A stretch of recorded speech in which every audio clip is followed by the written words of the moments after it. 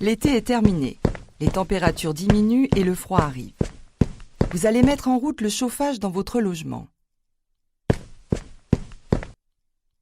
Mais attention, la mauvaise combustion du bois, du fioul, du gaz naturel ou du charbon utilisé pour se chauffer peut être à l'origine de l'émanation du monoxyde de carbone.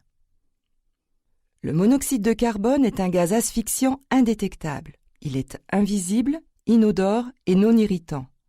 Sa diffusion passe inaperçue. Il provoque des intoxications plus ou moins graves selon sa concentration dans l'air et la durée d'exposition.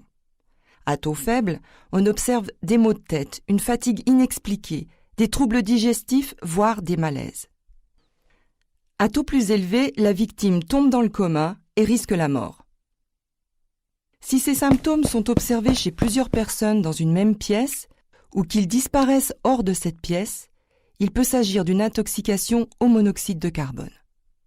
Dans tous les cas, il est nécessaire d'aérer immédiatement en ouvrant portes et fenêtres, d'évacuer le lieu, d'appeler les urgences en composant le 15 ou le 18, de ne réintégrer les locaux qu'après le passage d'un professionnel qualifié qui recherchera la cause de l'intoxication et proposera les travaux à effectuer.